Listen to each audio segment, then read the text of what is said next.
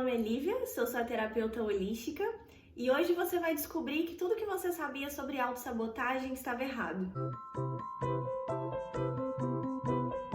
O que as pessoas chamam de autossabotagem pode se manifestar como impulsividade, ciúmes, procrastinação e mais uma dezena de outros sintomas que basicamente ficam atrapalhando a sua vida e empacando sua caminhada de desenvolvimento. A maioria das pessoas vai buscar métodos terapêuticos, psicoterapia e o diabo a quatro aí para conseguir às vezes parar de se sabotar, para conseguir às vezes sustentar o sucesso, sustentar uma conquista e conseguir desenvolver os caminhos de vida com menos resistência. Mas você já parou para pensar que a autossabotagem não é o problema, e sim um sintoma?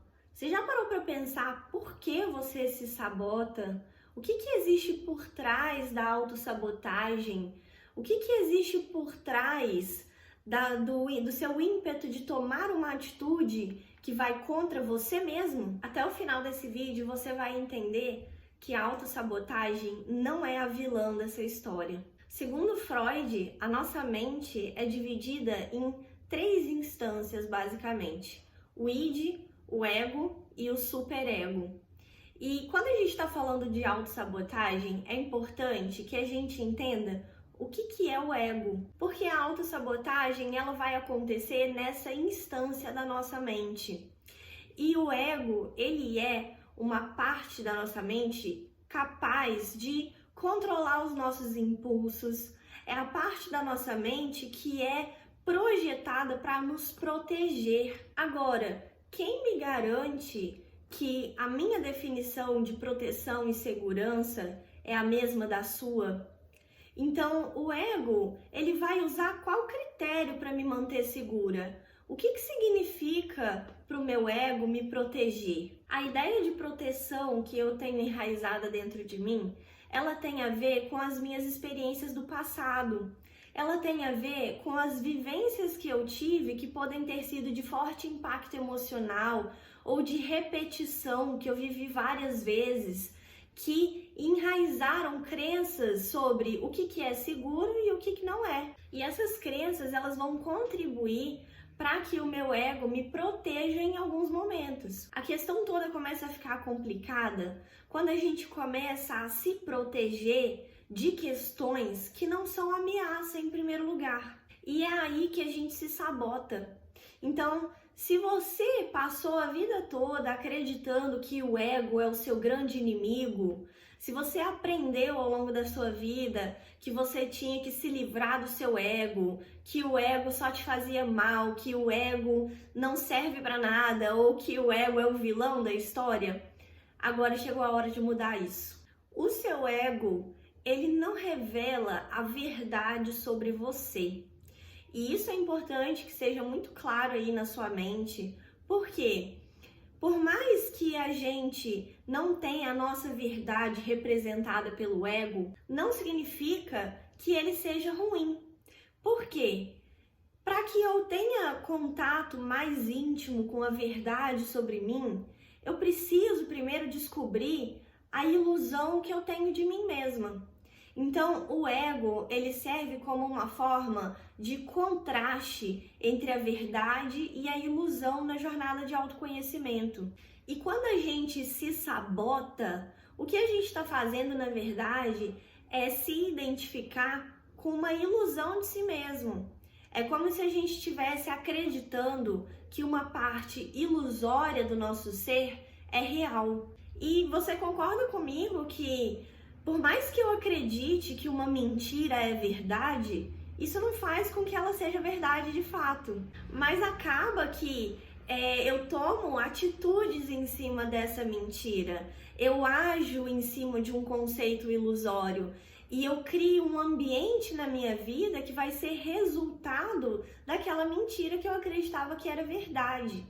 Então, a ilusão que vem do ego, que faz a gente se sabotar, é o que vai trazer resultados muito negativos na nossa vida. E é importante que a gente entenda também que o que faz a gente se sabotar, o que move a gente em direção a uma atitude que sabota os nossos próprios resultados, não é um fator racional, mas sim um fator emocional. Então, não é você simplesmente falar, eu não vou procrastinar hoje porque eu decidi que eu não vou procrastinar. Você concorda comigo que essa é uma decisão racional? Mas se existe uma emoção que está te fazendo procrastinar, não é a razão que vai desfazer isso. Então aqui a gente vai trabalhar com a ideia de que para lidar com um fator emocional, eu não posso usar um fator racional. Eu não posso usar a razão para lidar com uma emoção. O primeiro passo para você entender mais profundamente os mecanismos de autossabotagem que existem na sua vida é, na verdade, você buscar entender qual emoção existe por trás daquele processo de autossabotagem. Qual emoção está me compelindo a agir daquela forma naquele momento?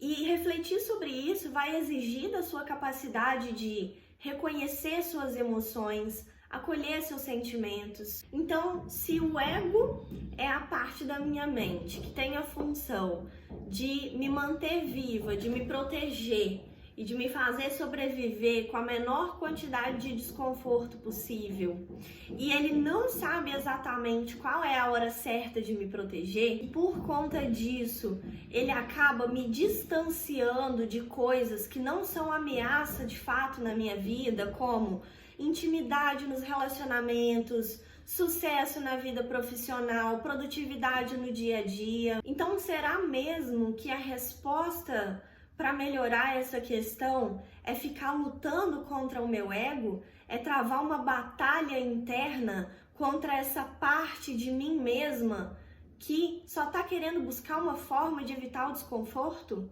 Tem pessoas que passam uma vida inteira travando essa batalha interna. Perceba que o ego, ele não é uma entidade externa, ele está dentro de você. Logo, ele é uma parte de você também.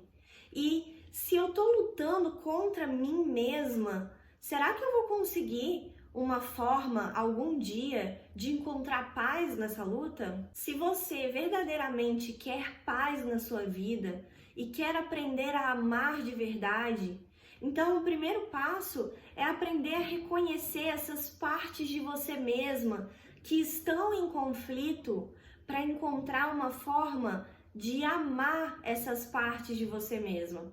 Então, não é sobre lutar contra o ego, não é sobre lutar contra a autossabotagem, é sobre olhar para o ego, olhar para a autossabotagem como uma evidência de uma parte de você mesma que está pedindo amor. Então, quando eu revelo algum sintoma de autossabotagem, como os que eu citei no início do vídeo, a impulsividade, os ciúmes, a procrastinação, não é um sinal de que eu tenho que me punir mais ainda, não é um sinal de que eu sou pior do que outras pessoas, não é um sinal de que eu não sou boa o suficiente. Na verdade, se você tiver coragem de olhar para a emoção que existe por trás da autossabotagem, se você tiver coragem de olhar para aquela parte de você mesma que está te pedindo amor através daquele sintoma de autossabotagem, você vai encontrar uma forma de se amar que você ainda não tinha descoberto antes. E você também vai passar a olhar para a autossabotagem não como um problema, mas como um sintoma, como um pedido de amor. E nesse processo, você vai desenvolver muita compaixão por si mesma, porque você vai olhar para aquela parte sua que está sofrendo, que não está conseguindo permitir com que você seja produtiva no dia a dia, com que você desenvolva conexão nos seus relacionamentos, e você vai perguntar para essa parte de si mesma: o que você precisa agora? Como que eu posso te ajudar ao invés de lutar contra você, ao invés de te criticar, ao invés de te punir? E no final desse processo, você também vai olhar para outras pessoas com mais compaixão, porque você fez isso por si mesma em primeiro lugar. Então, quando você vê outras pessoas revelando sintomas de autossabotagem, você também vai reconhecer qual parte no outro está pedindo amor. E você também vai poder ajudar outras pessoas nesse processo.